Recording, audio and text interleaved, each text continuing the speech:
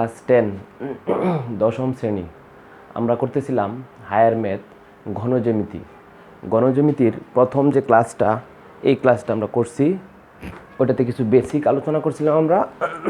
আর ছিল 1 থেকে 14 নাম্বার অঙ্ক, মানে 7 থেকে 14 নাম্বার অঙ্ক আমাদের ছিল, ওটা আমরা করছি। আর বেসিকগুলো আলোচনা করছি। আমরা পড়ছিলাম আয়তাকার ঘনবস্তুর দৈর্ঘ্য a, প্রস্থ b, উচ্চতা c হলে সম্পূর্ণ পৃষ্ঠের ক্ষেত্রফল 2 × ab + bc + ca। আমরা পড়ছিলাম আয়তাকার ঘনবস্তুর আয়তন দৈর্ঘ্য ইন্টু প্রস্থ ইন্টু উচ্চতা, কর্ণের দৈর্ঘ্য √ দৈর্ঘ্য স্কোয়ার প্লাস প্রস্থ স্কোয়ার প্লাস উচ্চতা স্কোয়ার। আমরা শিখছিলাম ঘনকের ধার a হলে সম্পূর্ণ পৃষ্ঠের ক্ষেত্রফল 6a², আয়তন a³, কর্ণ হলে √3a, আর গণকের পৃষ্ঠের কর্ণ হলে √2a। গণকের পৃষ্ঠের কর্ণ হলে আমরা শিখছিলাম √2a। আর আমরা শিখছিলাম কুনক সমকোণী ত্রিভুজকে ঘুরালে কুনক উৎপন্ন হয়।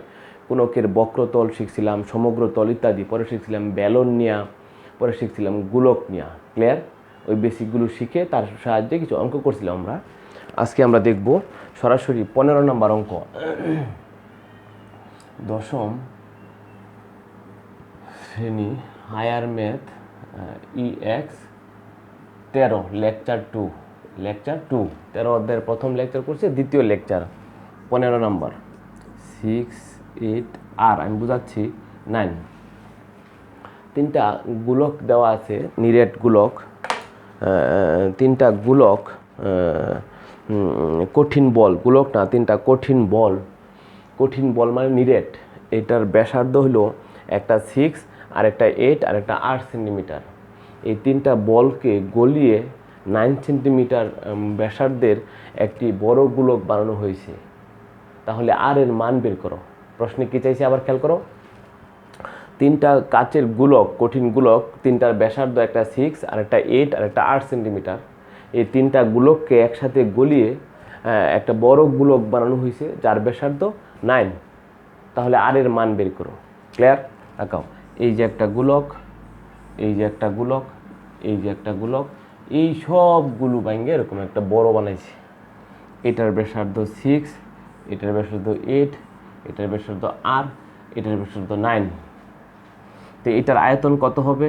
4/3 পাই 6³ এটার আয়তন কত হবে? 4/3 পাই 8³ এটার আয়তন কত হবে? 4/3 পাই r³ এটার আয়তন কত হবে? 4/3 পাই 9³ আমরা জানি গোলকের ব্যাসার্ধ r হলে তার আয়তন 4/3 পাই r³। 4/3 পাই r³ প্রত্যেকটা গোলক। এই 3টা একসাথে করে এটা বানানো হয়েছে। তাহলে লিখতে পারি এটা প্লাস এটা প্লাস এটা ইকুয়াল টু সে এ আয়তন প্লাস এ আয়তন প্লাস এ আয়তন ইকুয়াল টু যেটা বানানো হয়েছে। ক্লিয়ার? উভয় পক্ষ থেকে 4/3 পাই দ্বারা ভাগ করলে চলে যাবে, থাকবে 6³ 8³ প্লাস r³ ইকুয়াল টু 9³ 4/3 পাই দ্বারা ভাগ করলে উভয় পক্ষ থেকে চলে গেল। তা r³ equal two 9³ minus 6³ minus 8³ r³ equal two 1। তাহলে আর ঘনমূল করলে r ইকুয়াল টু 1, ঘনমূল করলে r ইকুয়াল টু 1। কখনো r³ ইকুয়াল টু 13 যদি হয়, যেমন আমি r³ ইকুয়াল টু যদি 27 হয়, r³ ইকুয়াল টু 27, তাই 27কে লেখা যায় 3³ সেখান থেকে r ইকুয়াল টু আসবে 3। r³ ইকুয়াল টু কখনো যদি আসে 64, তাহলে r ইকুয়াল টু আসবে 4। 4 4 16, 4 মানে 4 3 বার গুণ করলে 64 হয়। কিন্তু r³ ইকুয়াল টু 13 বা এই জাতীয় সংখ্যা আসলে সেখানে r এর মানটা পাবা কীভাবে? r³ equal to 13, r equal to 13 to the power 1/3, r equal to 13 to the power 1/3। Scientific ক্যালকুলেটরে 13 লিখে পাওয়ার 1/3, 1/3 ইকুয়াল টু দিলে যা আসে। ক্লিয়ার? বুঝতে পারলাম? আমরা দেখলাম 15 নম্বর অঙ্ক, এখন দেখব 16 নম্বর অঙ্ক। কত নম্বর? 16। একটি ফাঁপা গোলক, এই চারদিকে, এটা হলো লোহা, এটা হলো লোহার পুরুত্ব, এটা লোহা, তার লোহাটা কতটুকু মোটা? যেমন ফুটবল ফাঁপা গোলক আছে না, এই লোহাটা কতটুকু পুরু এটা হলো এইটা যেটা বুঝাইলাম। আর এই ভিতরে ফাঁকা, ভিতরে কি জায়গাটা ফাঁকা, এইটার ব্যাস লোহা সহ ব্যাস 13, তাহলে ব্যাসার্ধ হবে 6.5।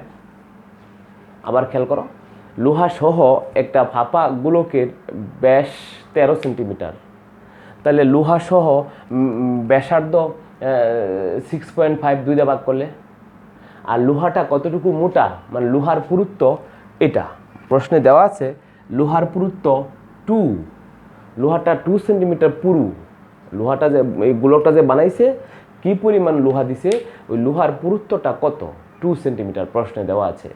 তো তুমি বলো এইটুক যদি 2 হয় এইটুক কত, 4.5। এখান থেকে এটুক লোহা সহ যদি এটুক ব্যাসার্ধটা হয় 6.5, তো লোহাটা বাদ দিলে শুধু ভিতরে ফাঁকা জায়গার ব্যাসার্ধ 4.5। ক্লিয়ার? আবার বলতেছি, খেয়াল করো, এই টোটাল যে বের চাকার মতো দেখা যায় এইটুক হলো লোহার পুরুত্ব, আর ভিতরের জায়গাটা ফাঁকা। লোহা সহ এটার ব্যাস, এটাকে বলে বহিঃব্যাস, অনেক সময় এটাকে বলে বহিঃব্যাস মানে বাইরের ব্যাস, মানে লোহা সহ ব্যাস 13, 2 দিয়ে ভাগ করলে ব্যাসার্ধ 6.5। লোহার ব্যাসটা 2 যদি বাদ দেই 6.5 থেকে থাকবে 4.5, সেটা হলো ভিতরে ফাঁকা জায়গার ব্যাসার্ধ। তো লোহা সহ এটার আয়তন 4/3 পাই 6.5 ফুল কিউব। লোহা সহ এটার আয়তন 4/3 পাই 6.5 ফুল কিউব। লোহা বাদে ভিতরে ফাঁকা জায়গার আয়তন 4/3 পাই 4.5 ফুল কিউব। লোহা সহ আয়তন 4/3 পাই 6.5 ফুল কিউব। লোহা বাদে ভিতরে ফাঁকা জায়গাটার আয়তন কত, 4/3 পাই 4.5 ফুল কিউব। আমরা যদি এটা থেকে এটা বাদ দিই তাহলেই পাবো লোহার আয়তন। কার আয়তন পাবো? লোহার আয়তন। লোহা সহ আয়তন থেকে, লোহা সহ মানে লোহাটা আছে আর ভিতরে ফাঁকা জায়গাটা আছে।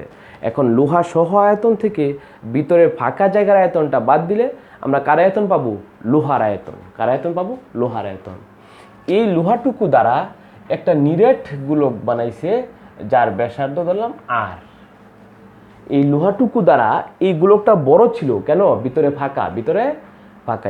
এই যে লোহাটুকু পাইলাম, এই লোহাটুকু দ্বারা আরেকটা নিরেট গোলক বানাইছে, ছোট গোলক, ভিতরে লোহা দ্বারা ভরা, কোনো ফাঁকা নেই। ওই গোলকের ব্যাসার্ধ ধরলাম আর, ওই গোলকটার আয়তন 4/3 পাই আর কিউব। ওই গোলকটার আয়তন কত? 4/3 পাই আর কিউব। এটা সমান সমান 4/3 পাই আর কিউব। এই যে এটা থেকে এটা বাদ দিলে আমরা কি পাইছিলাম? লোহার আয়তন। এই লোহাটুকু দ্বারাই তো এই গোলকটা বানাইছে। তো এই লোহাটুকুর আয়তন যে কথা, এই গোলকটার আয়তন একই কথা। এখান থেকে সলভ করলে আমরা আর এর মান পাবো। সলভ করলে কী পাবো? আর এর মান পাবো। সলভ করার সিস্টেমটা কি? 4/3 পাই সব জায়গা থেকে বাদ যাবে, ক্যালকুলেশন করার প্রয়োজন নাই। এগুলো যদি গুণ টুন করো অনেক ঝামেলা। 4/3 পাই অটোমেটিক বাদ যাবে, থাকবে 6.5 full cube minus 4.5 full cube equal to আর কিউব। হিসাব টিসাব করলে আর কিউব ইকুয়াল টু আসবে, আর কিউব ইকুয়াল টু আসবে 183.5 183.5। ওই যে এটাকে ঘনমূল করলে R equal to 183.5 whole to the power 1/3 করলে ফল হবে 5.6 কত? 6। আর মানে ব্যাসার্ধ, আর মানে ব্যাসার্ধ। আমার প্রশ্নে চাইছে নতুন যে গোলকটা বানানো হয়েছে এই গোলকের ব্যাস, এগুলোকে কি ব্যাস, তাহলে ব্যাস তাহলে 2 দা গুণ করতে হবে, ব্যাস সমান 2 × r, মান বসায় যা আসে। প্রশ্নে চাইছে এই যে একটা ফাঁপা গোলক, একটা কি ফাঁপা গোলক, এখানে ভিতরে তো ফাঁকা, আর যে লোহাটুকু আছে এই লোহাটুকু দ্বারা তুমি একটা নিরেট গোলক বানাইছো। নিরেট মানে ভিতরে ভরা, ছোট করে নিরেট গোলক বানাইছো। ওই গোলকের ব্যাস কত? এই গোলকটার ব্যাস কত? তা লোহার পুরুত্ব 2 প্রশ্ন দেওয়া আছে, এটা লোহার পুরুত্ব। লোহা সহ ব্যাস 13, ব্যাসার্ধ 6.5। লোহার ব্যাস 2 হলে এই ফাঁকা জায়গার ব্যাসার্ধ 4.5, মানে 2 বাদ যাবে। লোহা সহ আয়তন এটা, লোহা বাদে ফাঁকা জায়গার আয়তন এটা, মাইনাস করলে কার আয়তন পাবো? লোহার আয়তন। এই লোহা দ্বারাই তো এইটা বানাইছে, এটার ব্যাসার্ধ ধরলাম আর, আয়তন 4/3 পাই আর কিউব, এটার সাথে সমান হবে। হিসাব করলে আর এর মান পাওয়া যায়। আর হইল নতুন গোলকের ব্যাসার্ধ, 2 দা গুণ করলে নতুন গোলকের ব্যাস। ক্লিয়ার? মুছে ফেললাম। আমরা এখন দেখব 17 নম্বর। খুব ইম্পর্টেন্ট কিন্তু অঙ্কগুলো, সৃজনশীলে অ্যাড হয়। না বুঝলে বলতে হবে ভালো করে, 17 নম্বর। এটা একটা নিরেট গোলক, উল্টা অঙ্ক, ব্যাসার্ধ 4, এটা দ্বারা এরকম একটা ফাঁপা গোলক বানানো হয়েছে। ভিতরে ফাঁকা, এটার ব্যাসার্ধ 4, নিরেট, কোনো ফাঁকা নেই। এটুক হলো লোহার পুরুত্ব। লোহাটা কতটুকু মোটা, লোহাটা যে বানাইছো কতটুকু মোটা। এই এতটুকু পরিমাণ লোহা দ্বারা অনেক বড় গোলকও বানানো যাবে। লোহাটা থাকবে একেবারেই পাতলা, আবার এতটুকু লোহা দ্বারা ছোট গোলকও বানানো যাবে, লোহাটা থাকবে মোটা। লোহার পুরুত্ব ধরলাম x, আর এই গোলকটার বহি ব্যাস হইল 5। প্রশ্নে বলা আছে এই গোলকটার বহি ব্যাসার্ধ 5, ব্যাসার্ধ 5। তাহলে তুমি বলো এটুক যদি x হয়, এটুক কত? 5 - x। প্রশ্নে খেয়াল করো, একটি নিরেট গোলকের ব্যাসার্ধ 4, ব্যাসার্ধ কত? 4। এই গোলকটা দ্বারা গোলকটাকে গলিয়ে একটা ফাঁপা গোলক বানাইবা বড় কইরা, এরকম বড় কইরা, ভিতরে ফাঁকা থাকবে, সেটার ব্যাসার্ধ হবে 5। ব্যাসার্ধ কত হবে? 5 হবে। তাহলে ওই দ্বিতীয় যে গোলকটা বানানো হলো ওই গোলকের পুরুত্বটা কত? ওই গোলকের লোহার পুরুত্বটা কত? ওই গোলকের লোহাটা কতটুকু মোটা সেটা বের করতে হবে। ধরি লোহার পুরুত্ব x, কত? x। তাহলে এটা থেকে ব্যাসার্ধ ছিল লোহা সহ 5, তাহলে ফাঁকা জায়গার ব্যাসার্ধ 5 - x। তো টোটাল লোহা সহ ফাঁকা জায়গার আয়তন 4/3 পাই 5 কিউব। লোহা সহ টোটাল গোলকের আয়তন এটা। তো ভিতরে ফাঁকা জায়গার আয়তন 4/3 পাই 5 - x হোল কিউব। এটা হলো ফাঁকা জায়গার আয়তন। আমরা যদি মাইনাস করি আমরা পাবো লোহার আয়তন। এটা হলো লোহা সহ ফাঁকা জায়গাটার আয়তন, এটা হলো ভিতরে শুধু ফাঁকা জায়গাটার আয়তন। মাইনাস করলে কি পাবো? লোহার আয়তন। এই লোহা কোথা থেকে পাইছি? এই যে এখান থেকে। এটার ব্যাসার্ধ 4, আয়তন কত? 4/3 পাই 4 কিউব। এটার সাথে সমান হবে। এটার সাথে কি হবে? সমান হবে। সলভ করব। 4/3 পাই কাটা যাবে, থাকবে 4 cube equal to 5 cube minus 5 - x whole cube. এটা এই পাশে নিয়ে আসো। 4 cube minus 5 cube equal to 5 - x whole cube. এটা হিসাব করলে মনে হয় কত হয়? -61 ইকুয়াল টু 5 মাইনাস, তো মাইনাস থাকবে, একটাই মাইনাস থাকবে না, -5 - x হোল কিউব। হ্যাঁ, উভয় দিকে ঘনমূল করলে মাইনাস কাটা যা, থাকবে 5 - x ইকুয়াল টু 61কে ঘনমূল করলে 3.9, তাহলে -x equal to 3.9 - 5 - x equal to 1.06 -1.06, minus কাটা গেলে x ইকুয়াল টু 1.06, এটাই তো দ্বিতীয় গোলকের পুরুত্ব 1.06। এটা আবার 5 - x হোল কিউব, সূত্র ভাঙবা না, a cube minus 3a² b plus 3ab square minus b cube, সূত্র বাংলায় ক্যালকুলেশনে অসুবিধা হবে। এভাবে থাকবে পরে ঘনমূল করে, এই পাশে ঘনমূল করলে 3.9, ওই যে পাওয়ার 1/3 দেয়া, আর এটার ঘনমূল করলে কিউব চলে যাবে এটা, পরে এভাবে x এর মান। দ্বিতীয় গোলকের পুরুত্ব 1.06, 1.06 মুছে ফেললাম। খুবই ইম্পর্টেন্ট অঙ্ক, এগুলি ভালো করে গবেষণা করে বুঝতে হবে, না হলে পারা যাবে না, মুখস্থ করে কোনো সময় অঙ্ক পারা যাবে না। তাকাও, পরে হলো 18 নম্বর। কত নম্বর? 18 নম্বর।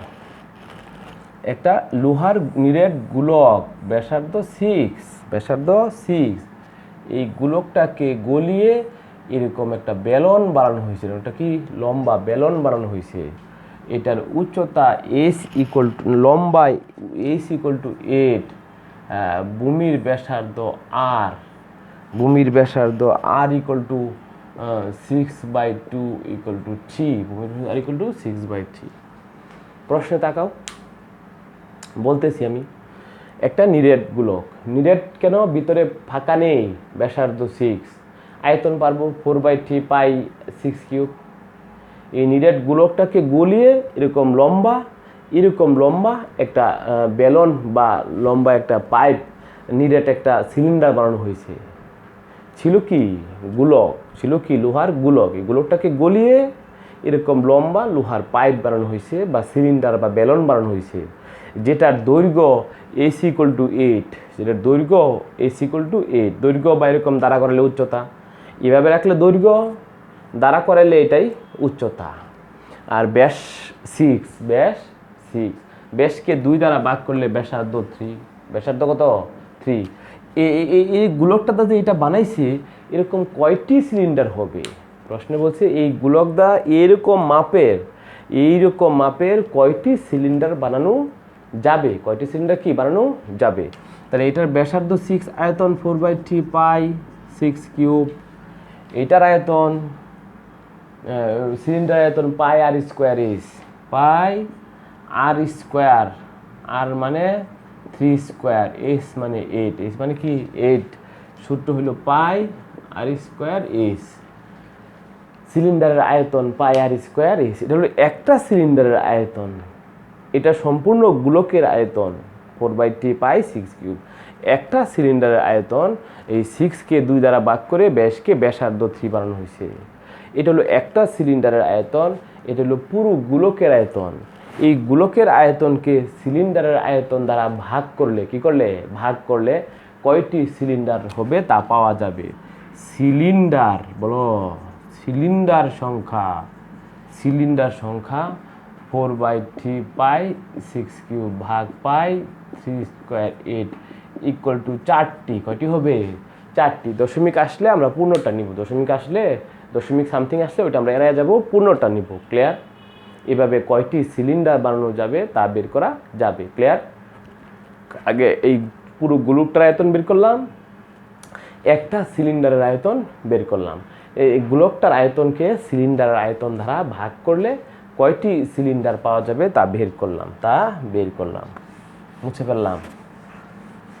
এখন দেখো 19 নাম্বার, কত নাম্বার 19। মনে করো 19 একটা ঘনক আকৃতির বাক্স, এইরকম একটা ঘনক আকৃতির কি বাক্স, এই বাক্সে মনে করো এরকম আকৃতির একটা গোলক, আমার হাতেরটা বাল্ব অবশ্য, এই অংশটা গোলক। ঘনক আকৃতির বাক্সে যদি কোনো গোলক কোনো ক্রমে এঁটে যায়, ঘনক আকৃতির বাক্সে একটা গোলক কোনো ক্রমে যদি এঁটে যায়, এর মানে হলো এইটা যখন থাকবে, এই গোলকটা যখন এই বাক্সের ভিতর থাকবে, এই গোলকের পৃষ্ঠগুলো বাক্সের চারদিকেই টাচ করে থাকবে, এই নিচের দিকে, উপরের দিকে, এই পাশে, এই ভিতরে তো চারটা পৃষ্ঠকে টাচ করে থাকে, আবার বলি, ঘনক আকৃতির বাক্সে কোনো গোলক যদি কোনো ক্রমে এঁটে যায়, তাহলে এই গোলকের চারটা পৃষ্ঠই চারদিকে এই বাক্সটাকে টাচ করে থাকবে। তার মানে এই বাক্সের দৈর্ঘ্য যত হবে, ধার যত হবে, এই গোলকটার ব্যাস তত হবে, এটার ব্যাস তত হবে। এই গোলকের ব্যাস = হবে ঘনক আকৃতির বাক্সের ধার বা দৈর্ঘ্য বা প্রস্থ বা উচ্চতা। এই গোলকটা এখানে রাখার পরে গোলক কিন্তু বাক্সের যে কোণাগুলো আছে সেই অংশে যেতে পারে না, এই গোলকটা বাক্সের যে কোণাগুলো আছে সেই অংশে যেতে পারে না। এটা রাখার পরে যে অংশটা খালি আছে কোনা দেয়া, কানি কোনা দেয়া, ওই অংশগুলোকে বলা হয় এই ভাগশের, ঘনক আকৃতির ভাগশের অনধিকৃত অংশ। ঘনক আকৃতির ভাগশের অনধিকৃত অংশ, যে অংশে গোলক যেতে পারে নাই, যে অংশে গোলক যেতে পারে নাই। আমরা কি শিখলাম, এরকম ঘনক আকৃতির ভাগশে যদি একটা গোলক কোনো ক্রমে এঁটে যায় তাহলে এই গোলকের ভ্যাসটাই হবে ঘনকের ধার। আমরা ঘনকের ধার থাকলে ঘনকের আয়তন ধার কিউব, এই গোলকের ব্যাস থাকলে দুইটা ভাগ করে ব্যাসার্ধ, আয়তন 4/3 পাই আর কিউব। ঘনক আকৃতির ভাগশের আয়তন থেকে গোলকের আয়তন যদি আমরা বাদ দিই, গোলকের আয়তন বাদ দিই, তাহলে পাবো ঘনকের ওই যে কোনাগুলা, অর্থাৎ ঘনকের অনধিকৃত অংশের আয়তন, ঘনক আকৃতির বাক্সের অনধিকৃত অংশের আয়তন। বুঝছো কিনা প্রশ্নটা? না বুঝলে আবার দেখো, এই গোলকের ব্যাসার্ধ, ব্যাসার্ধ 22/পাই, গোলকের ব্যাসার্ধ কত? 22/পাই। তাহলে গোলকের আয়তন, আয়তন হলো 4/3 পাই 22/পাই হোল কিউব। আমরা গোলকের আয়তন পাইলাম। গোলকের ব্যাস, গোলকের ব্যাস 2 × 22/পাই = 44/পাই। এই গোলকের ব্যাসটাই হয়ে যাবে ঘনকের ধার। তাহলে ঘনকের, ঘনকের মানে ঘনক আকৃতির বাক্সের, ঘনক আকৃতির ভাগশের ধার, এই যে 44/পাই, ওইটাই তো, ওই ব্যাসটাই ধার। সুতরাং ঘনক আকৃতির বাক্সের আয়তন ধার কিউব, ধার কিউব, ধার কিউব। বাক্সটির অনধিকৃত, বাক্সটি অনধিকৃত অংশের আয়তন, অনধিকৃত অংশের আয়তন হলো ভাগশের আয়তন মাইনাস ওই গোলকটার আয়তন 4/3 পাই 22/পাই হোল কিউব। ক্যালকুলেটরে কাজ করলে যা আসে সেটাই ঘনক আকৃতির বাক্সের অনধিকৃত অংশের আয়তন, অনধিকৃত অংশের আয়তন। ক্লিয়ার? আমাদের আজকের ক্লাসে এই পর্যন্তই। এই ক্লাসে তোমরা এইচডব্লিউ করবা 14 থেকে 19। এই ক্লাসে এইচডব্লিউ করবা 14 থেকে 19। এইচডব্লিউ লিখে নাও, এইচডব্লিউ হায়ার ম্যাথ EX মানে এক্সারসাইজ অনুশীলনী 13 এর 14 থেকে